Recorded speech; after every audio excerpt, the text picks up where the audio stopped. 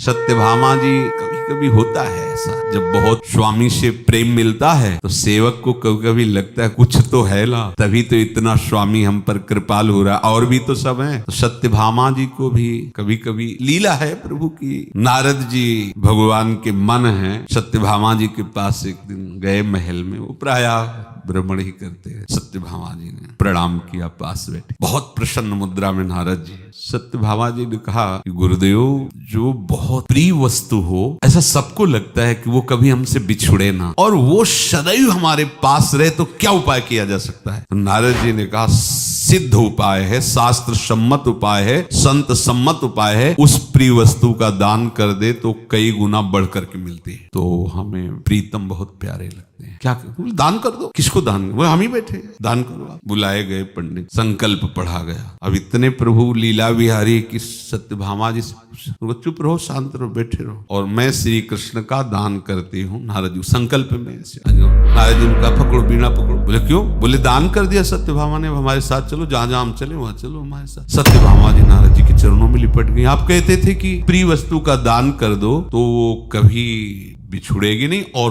कई गुना बढ़ के मिलेगी, तो आप तो अभी लिए जा रहे हो, हम तो इनका एक पल भी वियोग नहीं सह सकती। तो उनका एक उपाय है, जो दान दिया है उसके बराबर कुछ दे दो तो हम इनको वापस कर देंगे। स्वर्ण आभूषण रत्न हीरा जवाहरात चलेगा ना जी? कहा हाँ चलेगा। इसी बात का गुमान हटाना था। प्रभु से कहा, बैठो। प्रभु कुछ नहीं बोल रहे हो, क्योंकि प्रभु के ही मन नारद जी है। अब द्वारिका में ये बात फैल गई, सत्यभामा जी ने दान कर दिया संकल्प युक्त नारद जी को। अब नारद जी ने एक उपाय बताया कि बदले में आप स्वर्णाभूषण। रुक्मिणी जी आए और सत्यभामा जी की तरफ कि ये तुम्हें क्या सुहाई दिया, ये तुम क्या सोच रहे हो श्री कृष्ण को? इनके बराबर कुछ खड़ी हैं उदास के, कैसे इसको समझे? कुछ भी बोलेंगे तो गुमान में शायद ये न समझ पाए। बड़ा तराजू लगाया गया, एक तरफ प्रभु को विराजमान, प्रभु नारद जी की तरफ देख के मुस्कुराए। नारद जी ने कहा, बस फटाफट लाओ अपने आभूषण चढ़ाओ। कुछ नहीं। रुक्मिणी जी की बहन बचा लीजिए, नहीं तो हम श्री कृष्ण के बिना जीवित नहीं रह सकती। हमारे पास के सारे आभूषण सब चढ़ गए, अगर बराबर नहीं होंगे तो श्री कृष्ण को ले जाएंगे नारद जी, और हम इनके बिना जी नहीं सकते। चुप रहे रुक्मिणी। अष्टपट रानियों के सबके आभूषण मंगाए गए और बड़ा तराजू का पड़ला सब चढ़ाए गए। द्वारिकाधीश की संपत्ति टस से मस नहीं हुई। अब तो ये नारद जी का नहीं दे पाएंगे ना, उठाओ बीणा, चलो हमारे साथ। अब सत्यभामा जी चरणों में गिरी। नारद जी ने कहा, तुम्हारे पास संपत्ति नहीं है ना? हाँ नहीं।